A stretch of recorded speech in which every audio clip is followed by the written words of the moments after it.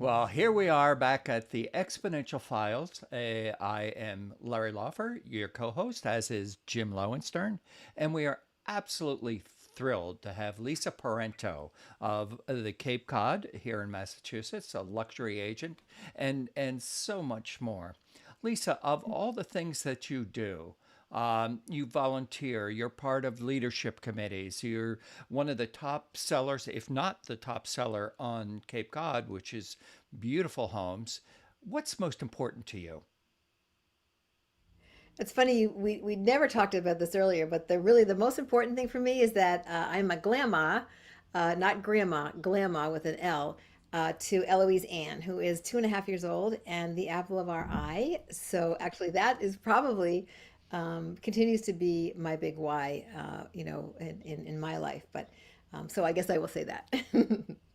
That's wonderful. So let's give our audience a little background on her. You serve as the president of New England region of the Residential Real Estate Council. You were recently selected as one of the 10 regional vice presidents. You're part of the legislative meetings in Washington.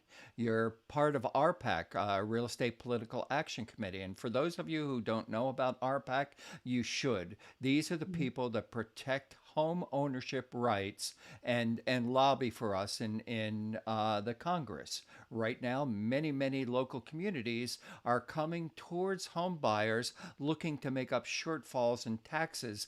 Pay attention to this. That is unfair. That just homeowners, but we're talking about you, Lisa, not a political thing.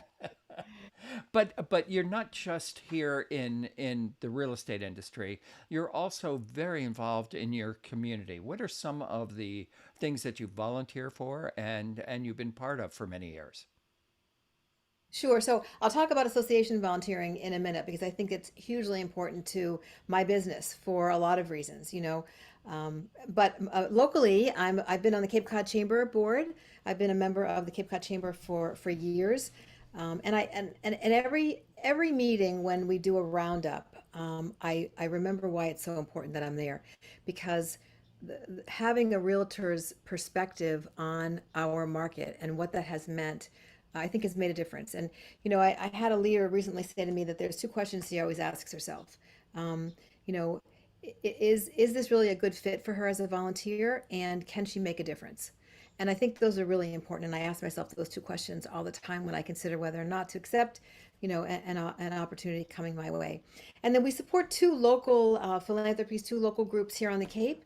One is called Calmer Choice, which is a real something very close to my heart. They've been, I think it's 12 years now, teaching mindfulness training in the public schools. And it's kind of started, it's worked with teachers, it's worked with all kinds of kids, all age groups, not just younger, middle school and high school. And there's been ways that that's been integrated into the curriculum all over the Cape and made a huge difference.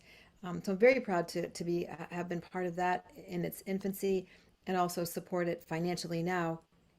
And then the other group that I'm involved with and both physically volunteer with, but also contribute to, is called Housing Assistance Corp, HAC. And I always joke the executive director is a good friend of mine and also sits on the chamber board with me now too. But we knew each other before I got back into real estate. And I always tell her that that's kind of like my guilt contribution, because I'm part of the reason that nobody has that work the people who work here can't live here because I'm selling all these second homes. And so I donate on the other side of that to kind of, even out that balance. But we donate there, and then I also, I do some first time home buyer classes for them. I was actually the first Zoom one they ever had. People have to qualify and take that class in order to get the M1 housing loans oftentimes. So it's something they have to be on, but it's lots of young couples in their 20s who've never, so I kind of take them through, what does a listing look like? What does an offer look like? What is it, and so that's also been great fun. So, those are the three areas that I mainly put my focus to contributing in the community here. Those are valuable things. I remember when I went to get my first property years and years ago, I took one of those courses and I had I had several degrees, college degrees, masters, and at the end, they said, "Well, your family can come to the last day," and it was 8 weeks, but it was 8 days, so it was one a week, and so I just showed up. All of these other people there, it was like a graduation for them. They brought their families, they took pictures, but it Yeah, was no, I think it's really incredibly valuable course for anyone to take. yeah. So, Right. Lisa, you're a full-time resident on Cape Cod. I guess there's plenty of them. You've been there for 18 years full-time. How's the Cape been changing? Have you seen demographic changes and even housing trends that have changed? So, just like the rest of the world, one of the biggest changes, or certainly that's right in my mind, and also really one of the biggest changes has been what's happened over the past 2.5 years. And that's been very interesting here. The workforce housing has always been a challenge here. Um, they used to say if you have to work in a town like Chatham, you could never afford to live in a town like Chatham, right? So that has been true for a long time. But as there was more cash available, as the world realized, oh, I can work from home, that taking taking even more housing out of the inventory on people that could afford to do that has continued to make an impact on who's living here. So demographically, it's still pretty the same, and or it's gotten even sort of more exclusive in some ways, much to the chagrin of lots of people like those that run Housing Assistance Corp.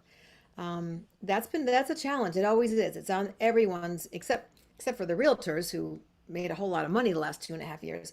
It's on everybody else's minds because they can't get folks to work in restaurants. They can't get folks to work in retail. Most of the larger landscaping companies literally have full-time employees that work in other communities and bring people here. We have lots of housing that's being built just for those larger companies so that they can stay in business. So that has kind of continued to move in that direction, and all of our politicians are well aware of that as well. And So that would be one piece. And then I think people continue to be increasingly concerned and aware of our environment, the fact that we are a blue economy, and that wastewater treatment for the Cape Cod entire region, Barnstable County, is hugely important. But we have a lot of protections in place. There's a thing called the Cape Cod Commission, and nothing gets past the Cape Cod Commission unless it's really good for Cape Cod. So there are lots of guardrails in place. There is not like rampant building, and we're still 98% septic systems here, which eventually fails an environment, right? So we're all kind of aware of that. Mashpee, interestingly, about a year ago, the town I live in, had a unanimous vote at town meeting to voluntarily take on the financial obligations of a long-term commitment to sewering our town. Now that's way off in federal grants and state grants, but the fact that there was a unanimous vote anywhere, we got the same divisions everybody has, right? Um, was it an acknowledgement of the importance of our blue economy to everybody here on Cape Right, Cod? So right. that I So, would say has increased. Yeah. so sewers also, and correct me if I'm wrong, I'm not a big expert on septic systems, but if you have a sewer infrastructure, you can actually increase your density, which may actually help the housing shortage that you have. So, Correct. There's only very small areas. One's right around the Cape Cod Hospital in Hyannis, and the other is a small area in Falmouth that actually have town sewer. One of the things that RPAC and the Cape and Islands Government Affairs Group, and then through other volunteers and collaboration with the Cape Cod Commission, Cape Cod Chamber, Housing Assistance Corp, came together with kind of a proposed bylaw change to the 15 towns here, which all sometimes consider themselves different continents, about accessory dwelling units, which kind of is a conversation that's going in a lot of communities. But on Cape Cod, especially, everybody had Uncle Sam build something in the basement that was completely illegal. No permits were ever pulled. So they had a lot of clemency kinds of things where people could get things permitted that hadn't really been permitted, and just tried to have each city and town have a bylaw that was somewhat similar about allowing accessory dwelling units, allowing them in more places, so that someone would have had a garage with an apartment over it, that would be a viable rental unit without going through crazy hoops. In the town of Orleans, for example, it did state you had to be a blood relative for an in-law apartment. Like, that's how different some of these ADU bylaws were. So that's another thing that, certainly has been worked on by Cape and Islands Association of Realtors, in collaboration with the Mass Association of Realtors and our RPAC dollars. I So a do. blood relative, I guess, that would, and so if someone passes away or moves, then somebody can't move into that unit. That's your Yeah. relative. Yeah. Blood relative, Yeah. ex-wives, ex-husbands, right? They can't live there. I mean, people are not going around knocking on doors, but it was a standing law, is what I Right. mean. The Right. point being that the 15 towns all had very different accessory dwelling unit bylaws. And so we were trying to work very hard, and have been successful in a number of those towns, more than 50%, So to have a, let's define that for our audience who might not know the term accessory dwelling unit.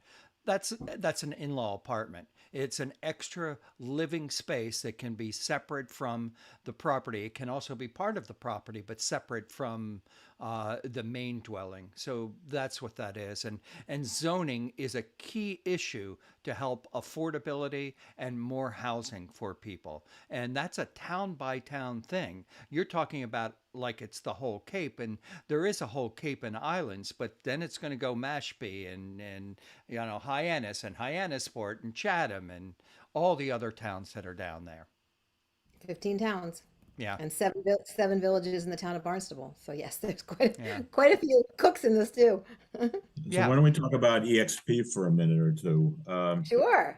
How long have you been with eXp, and what was the backstory? How did you find eXp? Okay, so I've been with eXp since February of 2020. I call myself a pandemic baby. So it was a month before the world changed. So it kind of looked like a rocket scientist in hindsight that I moved to a virtual, a cloud-based company. How did I find out about eXp? And then for me, it was about the numbers. We looked at, I paid a very large, over $34,000 cap to Remax Leading Edge.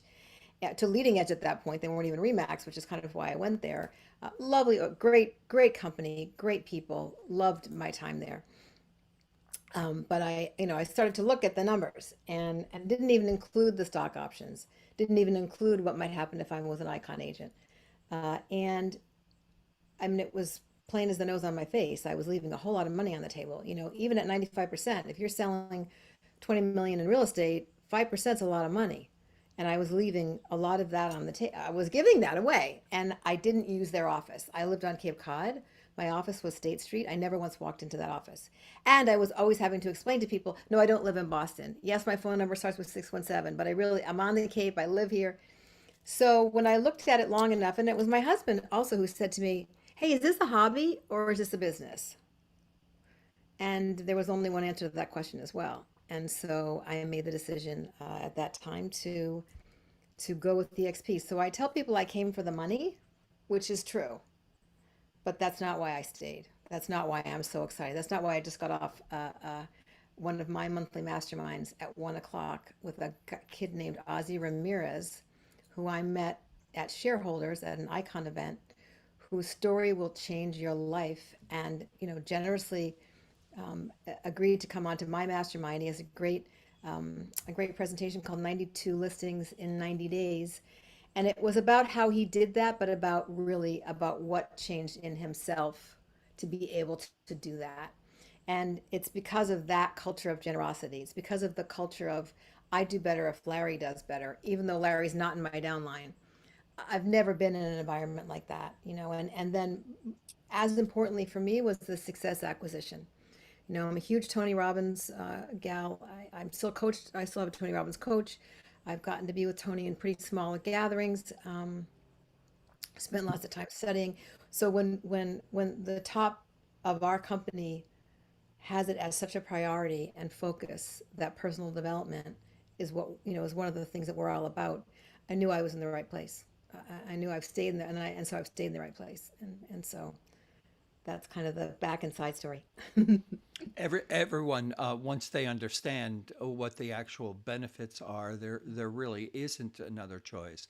But as we talked before, there are franchises out there that you drink a lot of Kool-Aid and they feel that as though they're the one and the only. And they're not really looking at what the business side of it is. They're looking at what the hype side is. And so, my cap at Keller Williams was 42,000. Wow, dropping. Wow. Yeah, that was here in Newton, in Newton, Mass. But dropping to 16,000. Oh my God! I just made a whole bunch of money in my pocket and didn't change anything except my eXp address. So, um, Well, it, you came over to Castles Unlimited in between, and the cap where? dropped a Yeah, lot yeah. But my first move was to join before Jim. before we moved to EXP. Yeah, and join Jim. But Jim offered me the same thing that EXP offered me is Jim said to me, "What do you want?" And it really made me think because no other agency or franchise had ever asked me that. What do you want? What's good for you, Larry? And Jim did that to me first, and then EXP did it exponentially, which is why we're here on this show right now. So, Jim, I see you're sporting the new Castle's luxury hat. Uh, there, Luxury by EXP. you had to look at it. I wasn't sure exactly what the could have been brokered by. I Yeah, guess I could have just gone like that. But yeah, yeah, yeah, how does it yeah. look? Looks like a hat. Looks good. Okay, You're I not. think I think I gave you a hat, right? You did. You Have you did. worn it? I have in ads when I'll be in front of Oh luxury yeah, properties. I yeah, think I sent it to you. yeah. Anyway, I want to go back, Lisa, because you said something that I've talked about on this show, and I absolutely believe. Earlier in my career, I was a commercial photographer. Very, very, very competitive business, and everyone knows everyone. It's either one of three people are going to get the job. Am I going to get it this time, or am I is my? And it was so subjective. I mean, they liked you, they trusted you, much like real estate. But in that industry, as we got along and we went further in our careers, we were all successful because there was a lot of business. We got to know each other and care about each other. And although we wanted to win, we were okay sharing information and helping each other. And I never had that at any other franchise, at any other real estate, till I came to eXp. And eXp, because it's international and it's not about my personal downline, it's about making everybody raise in the level, that it's all good for us because we all own stock and we're all getting better for it. Um, can you talk about that a little bit more? Experiences you've had with people sharing information. We talked about another luxury agent in on the Cape who isn't with EXP yet. Um, but can you talk about that for a little bit? Sure, in terms of the collaboration. Yeah, and Yeah, and, I mean, and I've just getting help, when you need it. Oh gosh, I think that there's so much there. I mean, number one, if you have a technical issue or a commission issue or something like that, you pop into the world or pop into workplace. We have sort of we were built for this. We were built in a cloud environment, and we weren't scrambling to get people to figure out how to do stuff, online. And over time, I've seen what an amazing benefit that is. You know, if we have a question and you pop into the workplace, you're going to get your question answered very quickly. Or if you go into the world and you actually go into Tech Outpost, I mean, it's amazing. I don't know if you both had experience with that, but you know, it you can't even say enough about it. And they've been trained to deal with people in that environment.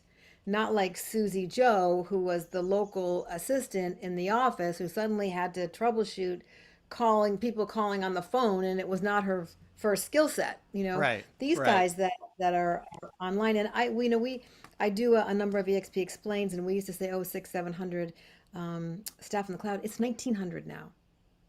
1,900 staff in the cloud. Like that's just, because I'm involved in a couple of That's different, pretty amazing.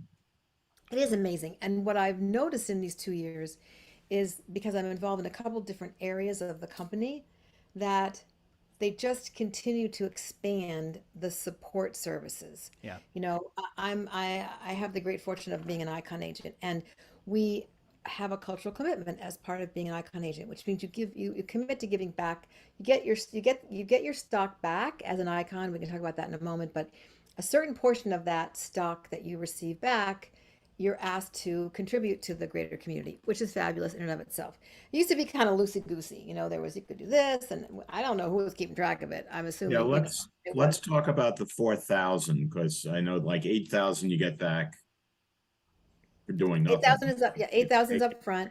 Well, not Yeah, for doing nothing, sir. I just sold whole lot of real estate. It was definitely not for doing nothing. nothing more, nothing more, nothing Yeah. less. You get half of it back in stock. And then there's 4,000, and then the 2 and 2, that's for attending the conferences, shareholders, EXP con. But the 4,000, what do you do for that? So, If you know. what do I do, or what can you do? Oh yeah, no. So Both. what you Both. do is you can teach in the world. Yeah, you can teach in the world. You can be a certified mentor. You can be an iConversations panelist. You can the old way. You could serve on a number of you could serve on a committee that helps icons, like that. It's like it's a group that helps icons figure out what they're going to do. But I taught in the world. I have a course last year. The one that I taught was on gratitude. And I do more mindset type of stuff. I have a current one called Recipe for Resilience. And so, and I'm also a certified mentor, and I was also iConversation. I did knowing me, I did everything. I was an iConversation panelist. I love that. I love that. So, but what my point in bringing that up was that what they've done now, and they didn't need to, was there's a whole team of people now. They changed to a point system, and they have created an incredible system, an accounting system, and a service to us where they meet with us. There's a lot of us. They meet with us regularly to see, where are we at with the 20 points? What have we received so far? What are our plans? They didn't need to do any of that, but point being that they keep on adding more services. We keep on adding more services to help ourselves. Because don't forget, at the end of the day, we are agent owned and agent driven. And it's not a lifetime movie. Like, it's really the truth. So anyway, I just And wanted to it's a make. lot. It's alive, and it keeps changing, and it keeps Yeah, adapting as we get yeah. more and more people. We've had more and more agents come on, so of course we need more and more support service. Mm-hmm. And EXP, the company, is staying in front of that. So everyone gets the support that they absolutely need. Can we define icon agents, because we do have people who aren't with EXP? An icon agent is a top producer who has capped and has gone on to actually do 20 more deals. Is that the only way, or is Or there 500 GCI, or 500,000, 500? Yeah, gross commission income. 500,000 gross commission. Yeah. Um, Either one. That's a pretty good life to be leading. And for that, you get to give back, and in the giving back, you get more. It's just kind of a thing that gives to you and keeps giving to you as long as you're giving to it. And for those top agents, just to put all this in perspective, this is above and beyond commissions that you would earn If you were an Icon agent between 2018 and July of 2021, your stock total would have been $622,000. So the money you paid That's in crazy. turned into stock, and the appreciation of the stock up to that date, so that would have been money at other brokerages that you would not see, period. And here's a company that's figured out a way. I mean, they don't control the stock price, of course, but they figured out a way to give back to their agents where other companies haven't done that. Perfect example is, I think I saw in the news something about Keller Williams probably not going public for a while, at least. They were thinking about it. Now they're postponing it. I mean, eXp has been a publicly traded company since really the beginning, and that's allowed them to um, buy assets like Success and Verbella and Zoocasa and whatever else they do. I think it's pretty amazing. One of the things that A lot of I genius. One of the things that I absolutely loved, and I saw it right away, right before I came in, is the ability to purchase stock with each of your closings. You can buy, you can use 5% of your net GCI, it'd be NCI, net commission income. Yeah, your commission. Yeah, the commission you put in your pocket. You can use 5% of that and buy stock at a 10% reduction. And that just seemed like that's low hanging fruit. I did that when I was with Keller Williams, but that money went to Keller Williams Cares, and that helped people in the community. Never anybody I knew, but it helped people in the community, and that felt good. But I do that anyway, and now I'm helping myself so I can help more people. Yeah, And there's the other actually five nice, ways that we can. Yeah, go ahead.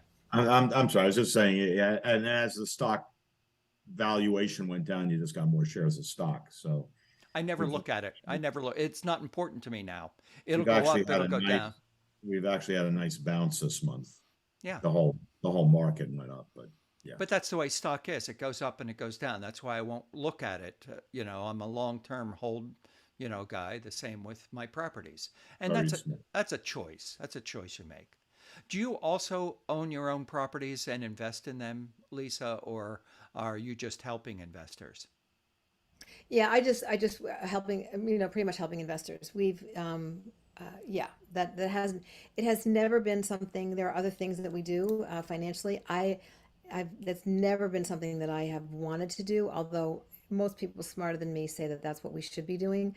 Um, yeah, but Yeah, being a landlord, investing, that hasn't been something that has been on our radar at all, for sure. No, but I yeah. do have a number of investment clients. Has Absolutely. has Airbnb become an important um, thing on Cape Cod at this point? Absolutely. Once everyone got over the agita of the rooms tax and kind of putting something in place for that to happen, that is a really, really super viable way for lots of people to put money towards their mortgage. Once they understand, I have a lot of clients, and they'll buy, especially in the springtime, buy a property, and then, oh my God, so fantastic, it's rented out. I'm going to get all this money. It's going to be so great. And then I'll go, that's true. But one thing you will want to consider when you're if you're going to do that, is that you probably want to disclose that to your lender, and you will need probably a different loan product as well as special insurance to be able to cover those renters. And all of a sudden, the blood drains from their face, and they realize this is maybe not the. So it has to be the right kind of investor, and you have to want to be able to put everything in place the correct way, especially now that we have a state rooms tax requirement that, which is a good thing though in the end. I It mean, the is. fact that every town is going in to make sure that these small rental units have smoke detectors that are working, that have CO detectors, that have egress, for all those basements that Uncle Sam constructed. It's a good thing that, we have that kind of And you don't mean the U.S. government. You mean your uncle who's local laying towns. Yeah, laying. local. Yeah, the local town governs most of that. Yeah. No, I do not mean the U.S. How government. about a little teaser before we uh, play the show out. You're going to get a listing soon in Sandwich. Yes, I have a beautiful listing. Yeah, I have a beautiful Cupid. listing that's going to be coming on. Yeah, in East Sandwich. It's been one of my investors purchased it a couple months ago, and so has been working on it diligently for months. It was just a super wreck when he bought it, but a beautiful opportunity. Large 1 acre, end of a cul-de-sac, beautiful area in East Sandwich. 4 bedrooms. It's got a huge garage with a barn up above. It's really an amazing opportunity. Can't wait to get that to market. Probably be another couple of weeks, because we're still having delivery issues with all the, things that are going on with contractors, but that will be a real pleasure. Can't wait for that one for And sure. the price point, more The or less. price is gonna have 3 commas, so it'll be a little over 1 million. But we always try to price pretty conservatively so that we can um, make sure that we create an absolute frenzy and have multiple offers. So Three always try to commas price would be a appropriately. billion. So just to be clear, 2 commas, but still a lot of money. Yes. Yes. Just want to make sure people didn't think it was $1 billion and go, well, that's too much for me. Well, yeah. It took 3 commas, I can do that in That's, a sentence. that's So, a lot of commas. Yeah, 2 commas for sure. yeah, yeah. Anyway, Lisa, it's been such a pleasure to have you here on the Exponential Files, to share everything that you're doing. Thank you for all that you're doing. And it's been great to have another great show here, huh, Jim?